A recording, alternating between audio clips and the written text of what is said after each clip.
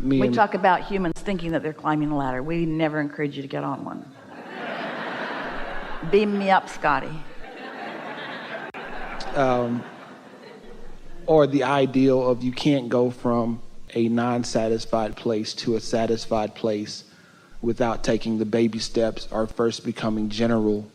Well, in that thought of getting from, example, angry, mad, or any state of not satisfied to hope is good.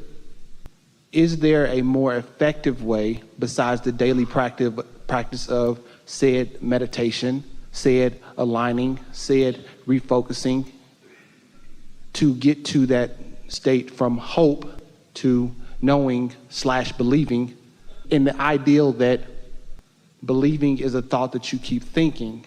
So what's the most effective way to get from I've jumped to hope, now I want to get to the knowing of it, the believing of it, where I'm out ahead of it before it has manifested in my life? It's a really good question. The most important thing that we want to say to you is that you are where you are. So if something has happened and you're having a reaction to it, you are vibrationally where you are. And anything that you can do to improve the way you feel right now is effective. And it has to be enough because it's all you can do. But today we're really emphasizing in this conversation the extraordinary difference between working your way up the emotional scale and quieting your mind and taking a quantum leap over there to where your inner being already is. It's standing back far enough to acknowledge that your inner being is there and that you are your inner being, and that you don't have to struggle your way up the emotional scale if you just let go. What are the words that we were offering? Satisfied. Being satisfied with yourself. I'm not mad at myself in this struggle right now. I know I would rather know than just hope. And I sure don't like to have doubt. But when you beat up on yourself about what you don't know, then you're not satisfied where you are. And now the gap is a harder one. And so it's just playing with it. Every day, Esther does focus wheels because every day she recognizes a vibration that could be better. And often a focus wheel will take her quickly there, especially if she catches it early. But there is nothing that gets her out ahead of it better than waking up, and before anything else happens, before she visits with someone, before she reads her email, before she starts receiving texts, before she remembers anything from before, if the first thing she does is set herself into a comfortable place and just quiet her mind and tune to the higher frequency, this day is dominantly better every single time. We just cannot emphasize that enough. Now, does that mean that the other tools are irrelevant? No, because you can't always go into meditation. Sometimes you got to deal with what's coming right at you. Sometimes you need to count to 10 and look for positive aspects in this arena or in this person where there is not one evident positive aspect. Sometimes you just don't want to make it worse, and sometimes you just want to walk away. You come to understand what works best for you, and sometimes it's this process, and sometimes it's this one, and sometimes it's this one, and sometimes it's this one. But you're at the vibrational place now. We can feel you understand this. You are speaking our words and our processes back to us as well as Esther speaks them out to you. You're understanding this. And so what you're grappling with here a little bit is that you haven't been able to maintain always being tuned in, tapped in, turned on, as if you think that's the way it should be, and that's not ever the way it's going to be while you're here in this physical body. You're always going to have some gap. It's the way you feel about the gap that this conversation is about. So if you accept that you are always going to be, while you are in this physical form, you are always going to be incomplete and reaching for more, and that's all right with you, then so much of that angst will go away. Step one is full of all of that stuff. All of your creating is done in step one. And step one is full of contrast. And all of your creating is done in step one. And step one is full of contrast. And all of your creating is done in step one. And step one is full of contrast. And all of your creating is done in step one. And step one is full of contrast. Isn't it time that you give yourself a break, creator? And that you accept that step one is necessary to the creative process. And it's not something for me to be embarrassed about or ashamed of, or even something for me to overcome. Because if I didn't see this abhorrent thing, I wouldn't have put this magnificent thing into my vortex. And future generations would be deprived of the insight that this gave me to put there. And so it's about accepting the perfection of who you are. Humans for so long, no matter what platform you were born into, have been taught for a long time to accept your imperfection and to repent for it and to overcome it. And we want you to embrace the contrast that produces the expansion, because we are eternal beings. We want you to find a way to love yourself no matter what, the way your inner being does. And in any moment that you're not doing that, feels bad.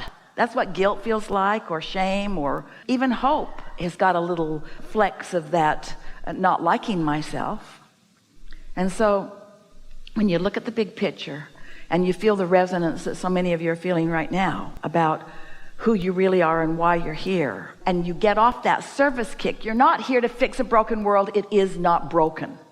And you're not here to redeem yourself about something, because no redemption is being required. Your inner being accepts you as the perfect being that you are, perfect and ever changing. And nobody else needs to be fixed either. They all have their own relationship with their own reason for being here, and their own relationship with their own inner being. And yet, isn't it nice to feel strong about something? Isn't it nice for something to happen that makes you have a strong feeling about it? And there's nothing better than a contrasting experience making you feel strong about something than lining up with what you've created, lining up with the strong. And so when the world looks like it's coming apart, and your desire is not that it come together, because it will never come apart. Your desire is to know the perfection of this unfolding. If you were watching a play-by-play, we're talking about really slow time-lapse photography of a seed becoming in the ground, it would look chaotic to you as it gives way to the new, and gives way to the new, and gives way to the new, and gives way to the new, and gives way to the new. In other words, if you were watching it infinitesimally, if you were watching the forming of a fetus in a mother's womb and the cellular evolution that is taking place, it would be unsettling to you in its perfection. And the same thing is happening with this magnificent being that you are continuing to become, and the world that you are sharing with others. Its perfection in its unfolding. You just got to decide that that's the way you see it, so that you feel ease about it, so that you're called to your becoming rather than prodding yourself there. And most of all, now we're going to get down to some nitty-gritty. If we were standing in your physical shoes, and this is really what we wish for you, this is our desire for you, we're going to speak it from your point of view. I want to talk to fewer people about stuff. I want to just be more generally accepting of what's going on, and stop sweating the small stuff ad nauseum.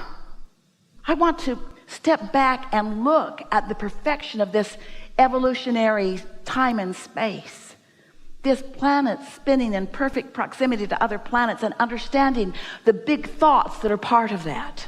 And I want to tune into that big thinking that is trusting and loving and sure. I want to stand in the feeling of love mostly. And I will never appreciate the feeling of love within me more than when I've hated a little bit over here. And so I bless the rascals that I easily hate on my way to feeling the relief of coming into the wholeness of who I am.